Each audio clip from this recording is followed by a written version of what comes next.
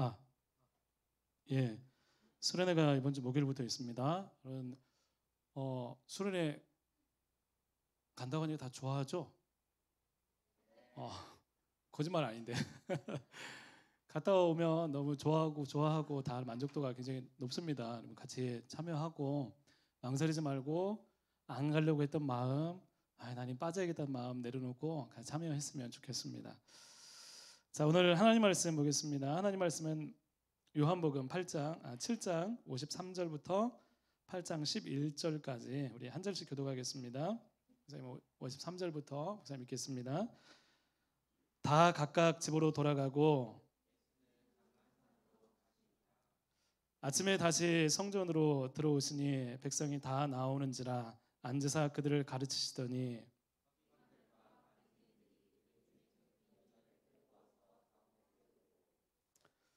예수께 말하되 선생이여 이 여자가 가늠하다 현장에서 잡혔나이다.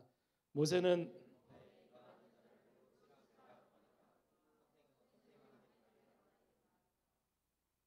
그들이 이렇게 말함은 고발할 조건을 얻고자 하여 예수를 시험함이로라.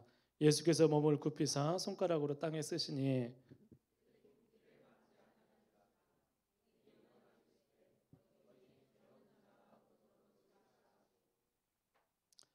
다시 몸을 굽혀 손가락으로 땅에 쓰시니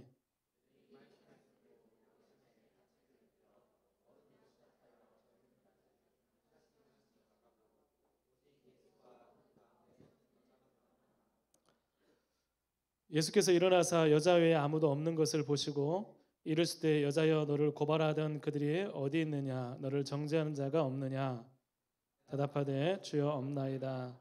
예수께서 이르시되 나도 너를 정죄하지 아니하노니 다시는 죄를 범하지 말라 하시니라.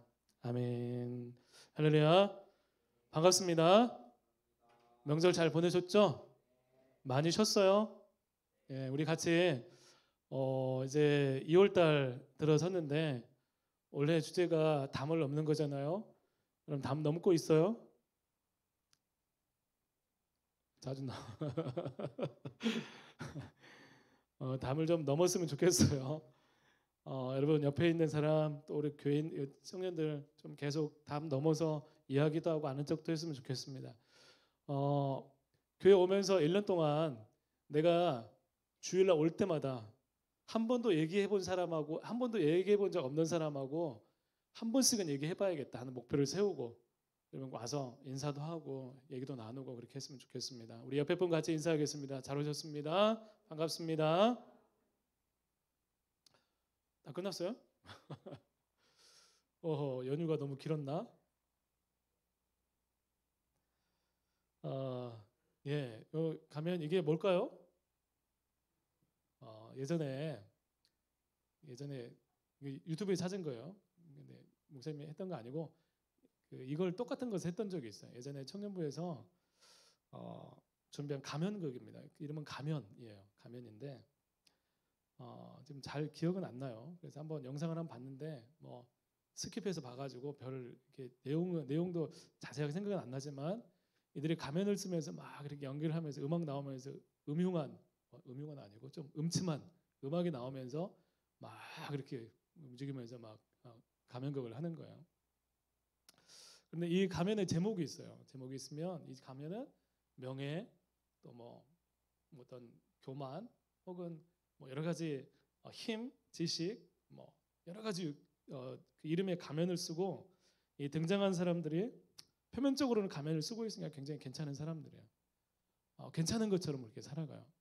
그러면서 이 가면을 붙들고 막 사람들을 이렇게 쳐다보면서 막 살아갑니다.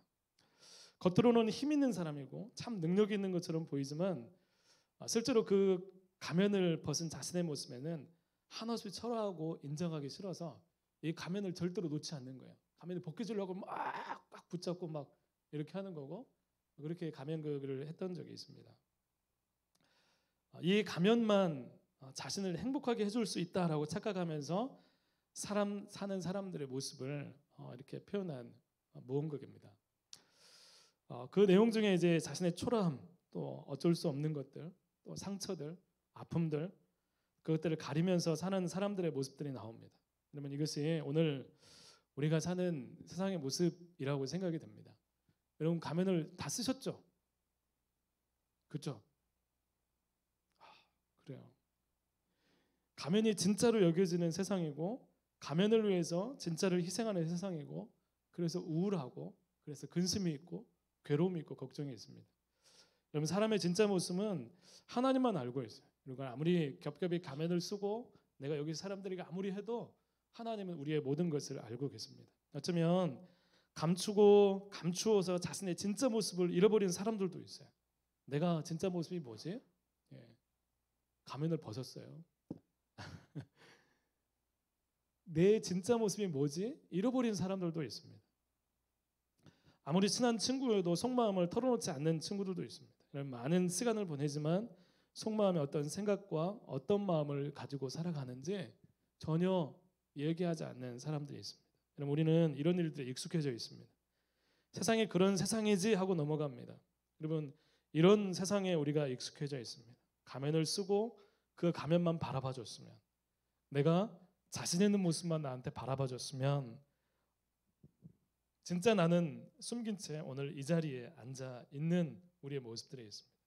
우리는 생각합니다. 가면을 쓰는 게 뭐가 잘못인가요?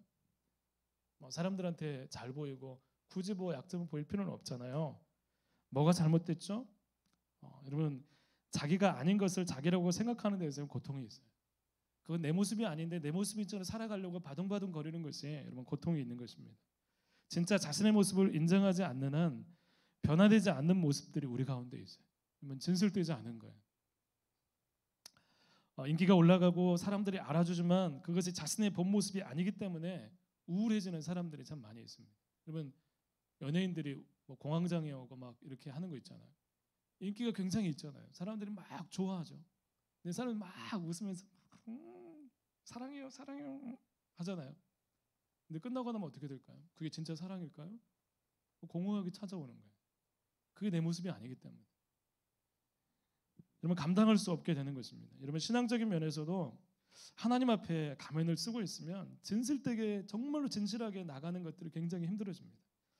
여러분 빛이고 소금인 우리가 진정한 빛 또 짜게 하는 소금이 아니라 약간 조금만 밝으면 되지, 조금만 짠맛 조금만 있으면 되지라는 생각으로 그렇게 살아가게 됩니다. 그럼 가면 속에 감추어진 자신의 본 모습을 보지 않으면 예수님께 진정으로 엎드리지 못하는 것입니다. 그러면 오늘 예배 시간에 오늘 말씀 가운데 우리의 가면을 벗고자 하고 우리의 가면을 내려놓고 예수님 앞에 설 수 있는 우리의 모습들 될 수 있었으면 좋겠습니다. 진실된 완전히 모든 것을 알고 계시는 하나님께 나의 본 모습, 내 모습 이대로 주님 받아주십시오. 나는 사람들이 보는 나와 다릅니다. 사람들이 생각하는 나와 너무나 달라 있습니다. 나의 속사람은 사람들이 알고 있는 나와 다릅니다. 내가 되고 싶은 나와 현재의 나는 너무나 차이가 있습니다. 주님이 원하시는 나와 나의 삶은 너무나 동떨어져 있습니다. 그렇게 주님 앞에 고백할 수 있었으면 좋겠습니다. 그런데 안 그런 것처럼 하고 있는 이 모습 주님께 그 모습까지도 맡겨드리면서 우리 자신을 변화시켜 달라고 간구하는 이 시간 되었으면 좋겠습니다. 여러분 그렇게 될 때 하나님께서 우리 가운데 완전히 주님께 맡길 때 하나님께서 우리를 빚으시고 완전히 하나님 의지하면서 평강이 우리 가운데 있게 되는 것입니다. 그럼 대다수의 사람들이 가면을 알고 있어요. 때로는 내 가면을 쓰고 있다는 것도 알고 있어요. 근데 벗으려 하지 않고 그대로 그냥 돌아갑니다.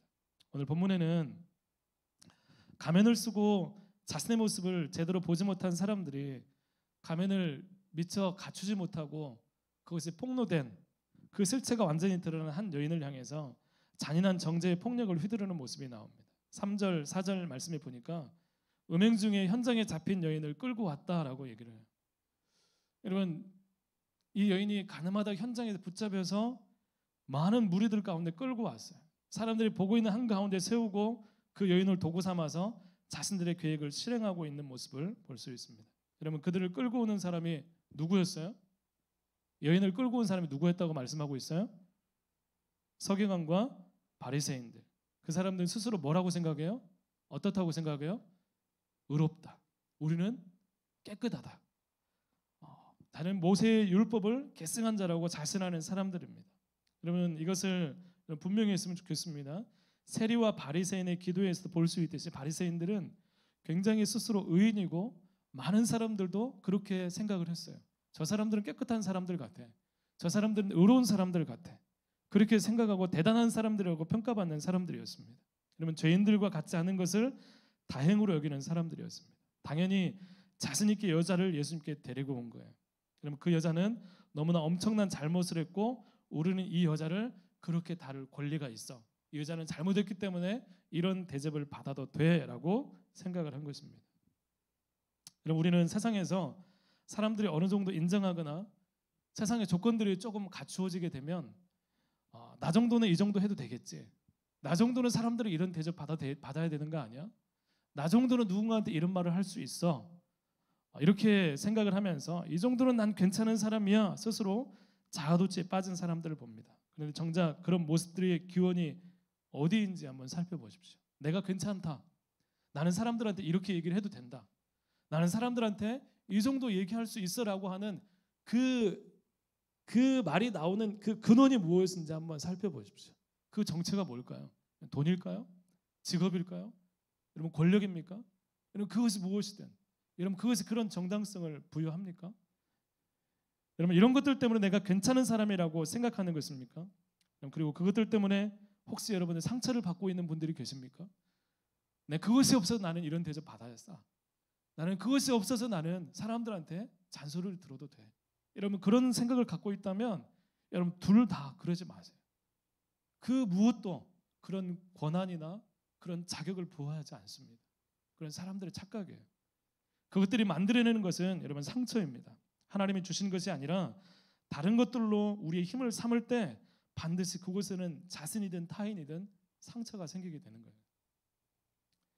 여러분의 상처를 만드는 사람도 받는 사람도 되지 않기를 바랍니다. 아멘. 여러분 지금도 혹시 여러분 어떤 직업 혹은 재물 혹은 관계 어떤 성격 무엇이든 여러분들 가운데 혹시 그것들이 상처가 되거나 누군가한테 상처를 주는 도구가 되고 있다면 멈추셨으면 좋겠어요. 그거 하나님 원하시는 거 아니에요. 그건 하나님의 뜻이 절대로 아닙니다. 여러분 그런 사람들 있거든 여러분 불쌍하다 생각하시면 됩니다. 왜냐하면 오늘 나오는 그 사람들 불쌍한 사람들이거든요. 바리새인과 서기관들이 이런 태도로 그 여인을 다루고 있지만 그들의 실체가 무엇인지 어떻게 태도가 바뀌는지 여러분 주목해서 여러분 바라보십시오. 여러분 그리고 그 여인을 한가운데 세우고 그들이 가장 자신 있는 모세 율법을 들이대면서 예수님께 질문합니다. 예수님, 이 여자는 가늠한 여자인데 이들이 예수님을 높여서 부릅니다. 라비어라고 얘기를 합니다. 라비어. 아마 이들이 이 질문을 통해서 예수님이 망신을 당하면 조롱하게 될 거야. 내가 한번 높여주지 한번 대답해봐. 이런 식으로 랍비라고 부른 것 같아요. 그리고 이 랍비는 그 당시에 랍비라고 이야기 부르면서 질문을 던졌을 때 랍비는 거기에 대한 답을 해줘야 될 의무가 있어요. 그걸 해주지 못하면 랍비로서의 권위가 땅에 떨어지는 거예요. 가늠한 여자인데 모세율법에는 이 여인을 돌로 치라 명했습니다. 선생님은 어떻게 처리하는 게 좋다고 생각하십니까? 라고 질문을 합니다.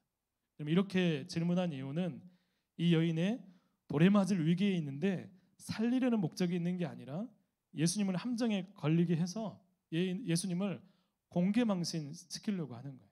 여러분 이것은 굉장히 어려운 질문입니다. 이거 어떻게 하지? 이런 진퇴양난, 딜레마 이건 그런 질문이에요. 왜 어려울까? 돌로 치라고 하면 어떤 사건이 일어날까요? 돌로 치라고 하면 뭐가 문제가 될까요? 야 모세 율법이 그랬으니까 돌로 쳐. 이렇게 하면 어떤 사건이 일어날까요?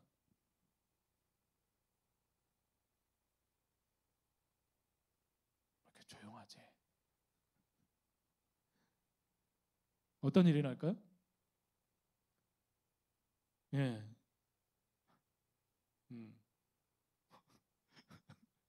진호야. 사명감을 가졌구나. 그래요. 자, 예수님께서 뭐라고 말씀하셨냐면 내 원수를 사랑하라. 여러분 사람을 사랑하라고 말씀하셨어요. 그런데 예수님께서 돌로 쳐. 말이 안 되는 거예요. 또 한 가지는 그렇게 했을 때 유대인들에게 사람을 죽일 권한이 없어요. 로마 이렇게 압제하에서 그럴 권한을 로마가 주지 않았어요. 고소를 당하게 돼요. 그런 문제가 있었습니다. 여러분, 이 세리와 죄인들의 친구라고 하면서 친구를 버린 예수님이 되는 거예요. 믿을 수 없는 존재가 되는 거예요. 만약 살리라고 한다면 유대인들이 가장 중요하게 생각하는 모세의 율법, 이것을 저버리는 거예요. 그렇게 되면 안식일도 지키지 않더니 또다시 율법을 지키지 않는 이 예수님은 절대로 메시아일 리가 없어 사람들에게 망신을 당하고 사람들에게 그 권위가 땅에 떨어져서 무시를 받게 되는 거예요. 여러분, 한쪽은 로마법, 한쪽은 유대법에 반드시 걸리게 되어 있는 이 완전한 함정에 예수님이 놓여져 있습니다. 여러분, 길이 보이지 않아요? 답이 보이지 않아요? 여러분, 이것은 어느 한쪽을 선택을 해도 문제가 되는 거예요. 걸릴 수밖에 없는 위기에서 사람들은 예수님이 어떻게 말씀하실지 기다리고 있습니다. 그럼 이건 대결이에요. 이것은 정말 이것이 엄청난 대결이 되는 거예요. 이건 뭐냐면 갑자기 나타난 예수님의 영향력에 대한 견제입니다. 여러분, 갑자기 예수님이 나타나셔서 그동안 자신들의 세계, 바리새인과 서기관들과 지도층들의 어떤 세계에 싸우게 있었는데 예수님이 나타나셔서 율법을 해석하면서 사람들을 치유하면서 죄인들을 회복하시면서 이 바리새인들과 서기관들, 대제사장들의 권위가 땅에 떨어지기 시작하는 거예요. 여러분, 대결이 시작이 된 거예요. 안식일에도 막 병자를 고치는 거예요. 사람들이 왜 안식일을 먹입니까? 라고 하지만 아랑곳하지 않아요. 사람들이 예수님을 막 따라다닙니다. 여러분, 이 지도층, 그동안 가지고 있던 이 사람들이 기득권 세력들이 집요하게 예수님께 대결을 요청하고 끊임없이 다가가는 거예요. 그냥 한번 해보는 게 아니라 망신을 주어서 예수님을 완전히 망가뜨리려는 것입니다. 여러분, 그렇지 않으면 우리가 죽어 하는 위기감의 표현이기도 합니다. 여러분, 우리나라 보세요. 벼랑 끝 전쟁을 하고 있는 것 같아요. 여러분, 어느 한쪽에 대해서 계속해서 하면서 둘 중에 하나는 끝나야 전쟁이 끝나는 그런 상황이 있는 거예요. 여러분, 하나님의 나라가 펼쳐지는 곳에는 대결이 있고 엄청난 전쟁이 있습니다. 그런데 그때 예수님께서 땅바닥에 무언가를 쓰십니다. 땅바닥에 막 글자를 쓰셔요. 지금까지 그 글자가 어떤 글자인지는 아무도 몰라요.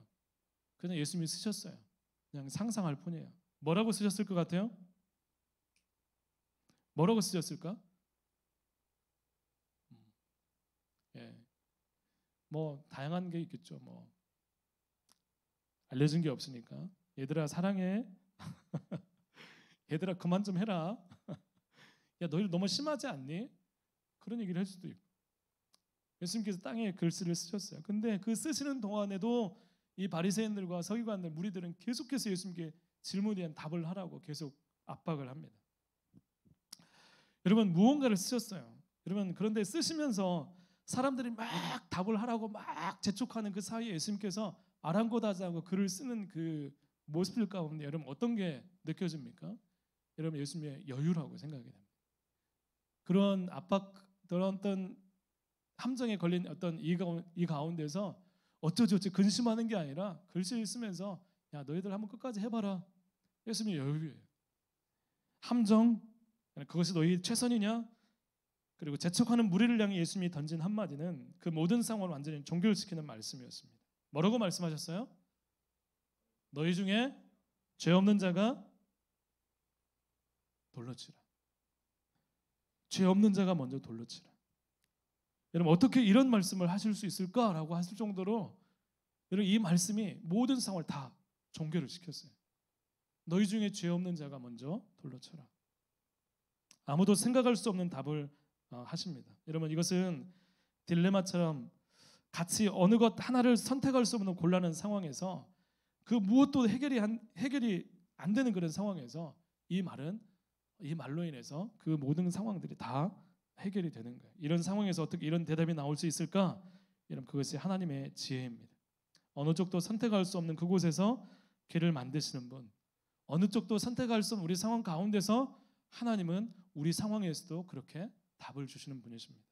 여러분, 이 대답을 듣고 사람들이 갈등하기 시작합니다. 왜냐하면 군중에 묻혀서 다수에 편입해서 주장을 펼치던 사람들에게 예수님의 이 말은 야, 너희들 다 군중에 모여서 야, 막 이렇게 하고 있어요. 막 군중이 막 이렇게 어떻게 할 거냐고 막 대답을 하라고 하고 있어요. 그런데 이 예수님의 말씀은 사람들에게 하나님 앞에서 개개인들을 세우는 말씀이었기 때문에 이제 너희 이제 군중이 아니라 너희 한 사람 한 사람 대답해봐라. 너희들 하나님 앞에서 한 사람 한 사람이 정말로 하나님 앞에 죄가 있느냐 없느냐를 바라보라는 거예요. 여러분 군중 속에 숨어 있었어요. 이렇게 해도 괜찮겠지라고 군중 심리로 막 했어요. 그런데 이 예수님의 말씀을 통해서 더 이상 다수의 논리는 통하지 않고 하나님 앞에 지금 모든 것을 꿰뚫고 있는 예수님 앞에 한 사람 한 사람 개개인으로서 너는 이와 같은 죄를 판단할 자격이 있는가를 묻게 된 것입니다. 여러분 하나님은 다수, 군중 심리, 분위기에 따라 좌우되지 않으십니다. 여러분 우리 개개인이 어떠한가를 묻고 계십니다. 그러므로 세상에서 사람들이 요즘 그러니까 하는 말은 통하지 않아요. 사람들이 저기 자기 몰러 가니까 나도 가야겠다. 그렇지 않아요. 그래서 너는 어떻게 생각하느냐? 그래서 너는 지금 죄가 있어 없어? 그래서 너는 마음이 어떤 거야? 네 생각은 어떤 거야? 네 믿음은 어떤 거야? 라고 하나님은 묻는다는 거예요. 여러분 그 결과 양심의 가책을 받고 모두 집으로 돌아갔다라고 기록하고 있습니다. 그럼 이 말씀이 무슨 말이에요? 죄가 없고 의인이라고 광고하고 자신했던 바리새인들, 서기관들이 사실은 자신의 내면에서는 가면 뒤에서는 절대로 자신조차도 확신할 수 없는, 자신할 수 없는, 자신이 괜찮다고 확신할 수 없다는 그런 모습을 나타낸다는 것입니다. 실제로는 전혀 의인이 아니었다는 거예요. 지금 자신이 서 있는 곳, 지금 자신이 괜찮다고 생각하는 떵떵거리며 사는 그 자리가 사실은 의롭지 못하다는 것입니다. 사람들에게 좋은 평판과 좋은 대접을 받고 스스로 만족하는 삶을 살았지만 예수님께서 너희 중에 죄 없는 자가 돌을 쳐라 했을 때 자신을 개개인이 하나님 앞에 서게 되었을 때 자신을 비춰보니까 자신이 없는 거예요. 괜찮은 줄 알았는데 자신이 없는 거예요. 확신할 수가 없는 거예요. 이 말씀을 듣고 자신의 진짜 모습을 가면 속에 감추어진 다른 사람들이 알지 못하는 자신의 모습을 보고 양심의 가책을 받고 돌아갔어요. 나는 옳은 줄 알았는데, 괜찮은 줄 알았는데, 이 가면을 쓰고 행하면 모든 것이 다 괜찮은 줄 알았는데 내 손에 있는 이 돌을 자신있게 던질 수 있다고 생각하는데 생각하면 할수록 나 이 모습이 어쩌면 저기 수치스럽게 서 있는 여인보다 더 추한 모습은 아닌지 내가 낳은 것은 드러나지 않았을 뿐이에요. 내가 낳은 것은 나타나지 않았을 뿐이에요. 하나님 보실 때 나도 별반 차이가 없다는 것을 깨닫게 되는 것입니다. 여러분 그렇지 않습니까? 여러분 우리 중에 누가 하나님 앞에 누가 내가 더 나아요라고 얘기할 수 있는 사람이 누가 있어요? 그렇게 확신할 수 있는 사람은 얼마나입니까? 드러나지 않았을 뿐 우리는 세상 사람들과 별반 다르지 않는 모습으로 이 자리에 앉아있지는 않습니까? 오늘 우리가 이 음성을 먼저 듣기를 원합니다. 너희 중에 죄 없는 자가 돌로 치라. 이 말은 하나님 앞에 너가 서라는 거예요. 군중에서 그냥 세상 여기 청년부 안에서 한 사람으로 서 있는 게 아니라 내가 직접 하나님 앞에 서 있는 이 자리 가운데서 내 자신의 모습을 하나님께서 어떻게 보실까를 생각하고 판단하라는 것입니다. 예배할 때도 마찬가지예요. 여러분 같이 예배하고 박수 치고 하지만 하나님은 우리 전부 예배를 같이 이렇게 받는 게 아니라 각각의 사람들이 예배를 받으시는 거예요. 여러분 그 자리에 우리 뭐 예배 분위기가 이래요. 우리 교회는 나 지금 기분이 안 좋아요. 그게 아니라 지금 이 자리에서 나는 어떤 예배로 하나님께 나가고 있는 거예요.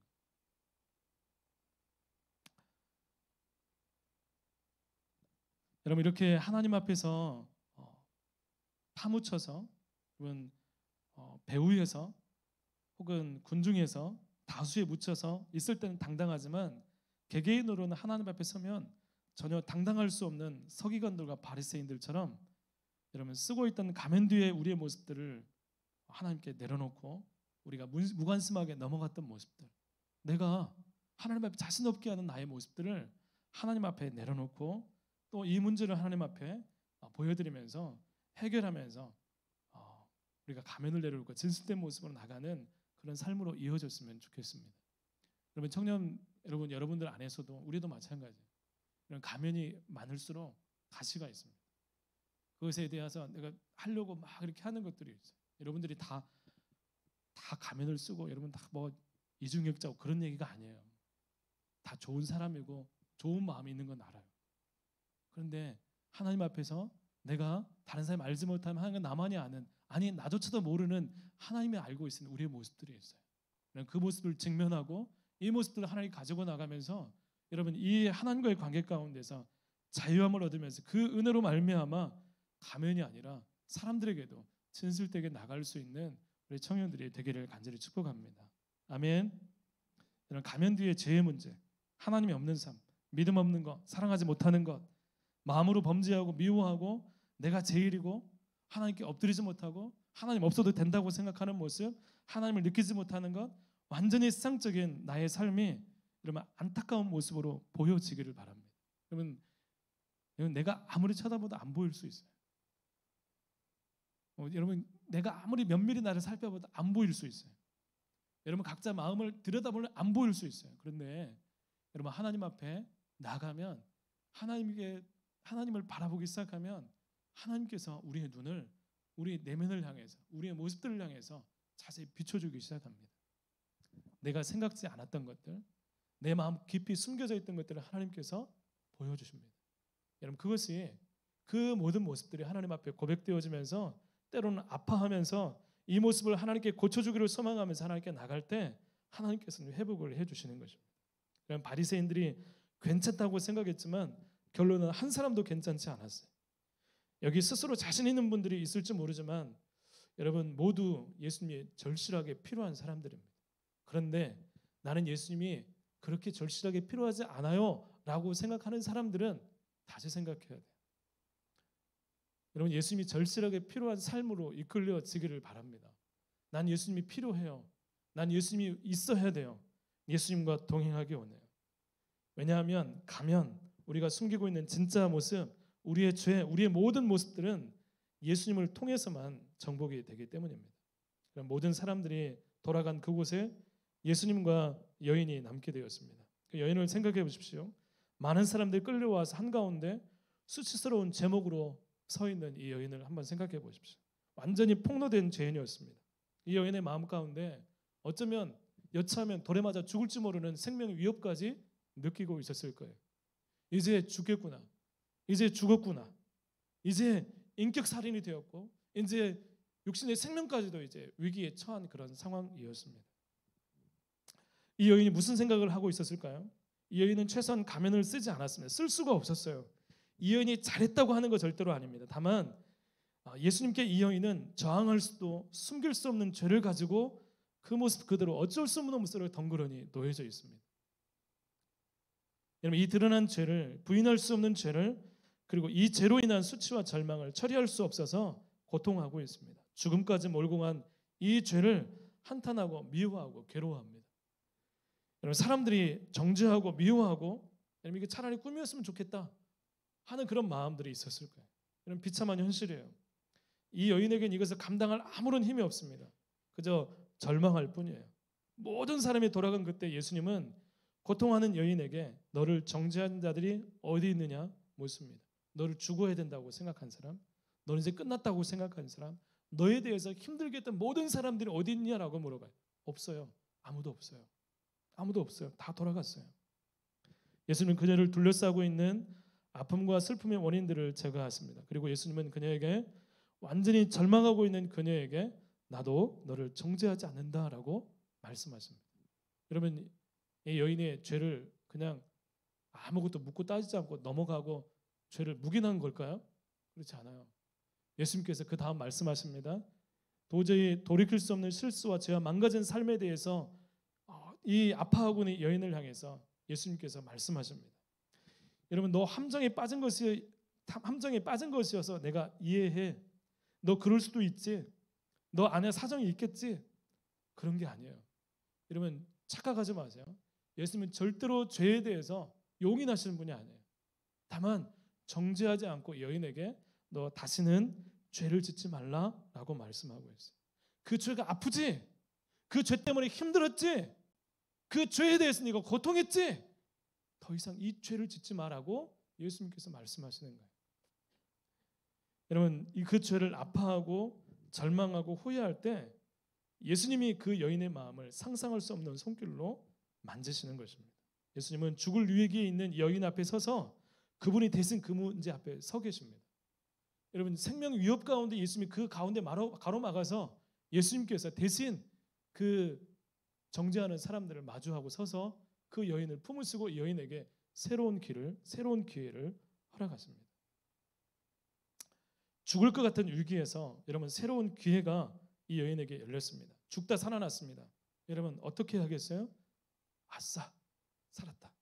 다시 가야지. 운 좋게 살았네. 빨리 이 자리를 피해야겠다. 이런 마음이 들까요? 그렇지 않아요. 이건 잘못된 마음. 예수님 그런 마음을 원하신 게 아니에요. 여러분 예수님 앞에 예수님께서 너 다시는 죄를 짓지 말라 라고 말씀하신 이유는 그 죄에서 떠나라는 거예요. 이제는 그 죄를 미워하라는 거예요. 여러분 예수님 앞에 설 때 죄에 대한, 우리의 잘못에 대한, 우리의 아픔에 대한 이 모든 모습들을 다시 돌이킬 수 있는 것입니다. 여러분 정죄하지 않았지만 그 여인은 예수님의 음성에 이런 마음이 무너지지 않았겠어요? 다시는 죄를 범하지 말라. 내 다시는 안 그럴게요. 완전히 죽고 새롭게 될 수 있는 것이 여러분 예수님 안에서 이루어지는 것입니다. 사랑하는 청년 여러분, 우리 안에 이런 변화가 있었으면 좋겠습니다. 여러분 죄에 대해서, 나를 힘들게 하지만 끊을 수 없는 죄에 대해서 계속 우리를 이끌고 있고 죄가 막 우리를 끌어당기는 그런 상황 가운데서 여러분 이것을 끊을 수 있는 길이 예수님께 있습니다. 예수님이 이걸 끊어내십니다. 끊어내세요. 여러분 끊어내시고 우리가 이 죄를 돌이키게 되면 예수님은 그 죄에 대한 우리의 시야를 바꾸어 주십니다. 그 죄가 아름다운 게 아니라 그 죄가 나쁜 것이었구나. 그 죄가 나를 행복하게 하는 것이 아니라 사실은 그 죄가 나를 망가뜨리고 있었고, 이것을 뼈저리게 느끼면서 죄를 자꾸 밀어내는 일들이 우리 가운데 일어나게 되는 것입니다. 여러분 다시 이렇게 기회가 주어지고 다시 이렇게 결단할 수 있는 것, 이것이 은혜입니다. 예수님은 우리에게 새롭게 하시는 은혜를 주십니다. 예수님께 가는 길 언제나 열려 있지만 내가 오늘은 예수님께 기도 좀 해야지 마음 먹는다고 해서 언제나 그럴 수 있는 것이 아니에요. 여러분 수많은 사람들이 언제나 또 회개하면 되지, 죄 짓고 회개하지 뭐 하고 아니란 마음으로 이 마음을 가졌다가 깨어진 믿음을 회복하는 것이 마음대로 되지 않아서 힘들어합니다. 오늘 가면 뒤의 죄, 우리의 실제의 모습에 대해서 우리는 회피하거나 쉽게 넘어가는 방법을 찾지 않았으면 좋겠어요. 여러분 내 마음, 내 속에 있는 것, 우리의 모습들을 하나님이 보실 때 어떤 모습인가를 여러분 뼈저리게 경험했으면 좋겠습니다. 내가 볼 때는요, 내가 내 죄를 볼 때는 괜찮아 보여요. 이 정도야 뭐. 그런데 이 죄가 다른 사람한테 그대로 옮겨진 똑같은 죄인데 이 사람이 행하면 내 안에는 분노가 일어나요. 그 분노 100배만큼 하나님께서 우리를 보시는 거예요. 여러분 나 스스로에 대해서, 내 죄에 대해서 내가 괜찮게 넘어가는 것이 아니라 하나님 우리를 보심으로 말미암아 우리 안에 하나님의 시각이 회복이 되어서 가면이 벗겨지고 그 안에 진짜 회복이 일어나는 그런 일들이 우리 청년들 가운데 일어났으면 좋겠습니다. 여러분 인정하고 절망하고 괴로워하고 어쩔 줄 모르는 고통하는 마음으로 이것들이 내 삶에서 회복되고 변화되고 끊어지기를 여러분 간구했으면 좋겠습니다. 여러분에게 지금도 여전히 매일 일주일을 살아가면서 여러분을 후회하는 일들이 많이 있을 거예요.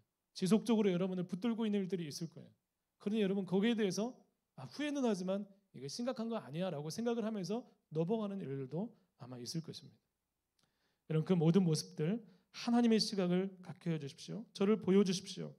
여러분 갈 때까지 가서 실증나서 돌아오는 것이 아니라 지금 예수님을 향해서 우리를 공개하고 예수님은 우리에게 다시는 죄를 범하지 말라는 말씀으로 우리에게 기회를 주시는데 그 말씀이 내게 아직 기회가 있구나 하고 감격하는 은혜의 말씀으로 들려질 수 있는 여러분들 될 수 있기를 간절히 소망합니다. 여러분 우리가 들어야 될 두 번째 말씀이 바로 나도 너를 정죄하지 않는다. 다시는 죄를 짓지 말라는 말씀입니다. 다시 너에게 기회가 있다. 너 아직 끝난 것도 나의 관심에서 멀어진 것도 아니라고 하시는 말씀이 여러분 가운데 들려지기를 바랍니다. 여러분 주님을 찾으십시오.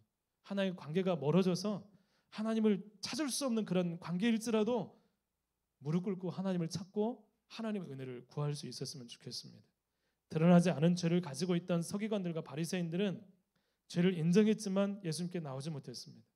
그러나 사람들이 손가락질한 드러난 죄를 가진 여인은 예수님의 용서를 경험합니다.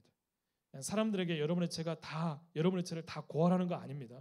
예수님께 가지고 나와서 예수님께 가면을 벗고 내 삶과 내 마음의 모든 것을 다 숨기지 말고 다 쏟아내는 그 기도의 삶이 여러분 가운데 있었으면 좋겠습니다. 회복되었으면 좋겠습니다. 여러분, 이 삶이 일어나지 않으면 우리는 계속해서 가면을 쓰고 살아갈 수밖에 없어요. 그 삶은 고통입니다. 그 삶은 상처가 됩니다. 그 삶은 내가 아닌 삶을 계속 살아가면서 혼자 있을 때 불안과 괴로움이 우리 가운데 엄습해 올 뿐입니다. 우리가 인정하고 예수님이 필요하다고 고백하는 그 심령에 예수님이 함께 하시는 것입니다. 여러분, 가면을 벗고 가면을 쓰고 있는 사람에게 나아가서 여러분 예수님을 소개할 수 있는 우리 청년들이 다 될 수 있기를 간절히 소망합니다. 아멘. 예수님이 고치십니다. 주님이 만지십니다. 그런 은혜가 우리 가운데 충만하게 임하기를 간절히 축복합니다. 우리 함께 기도하겠습니다. 하나님 아버지, 감사합니다. 하나님, 우리가 가면을 쓰고 있는 것을 당연하게 여기지 않고 하나님, 이 모습들을 걷어내고 하나님 주님 앞에서 우리가 진실되게 하나님 앞에 서러갈 수 있도록 하나님 도와주시기를 원합니다. 하나님, 우리 안에 하나님의 마음을 주십시오.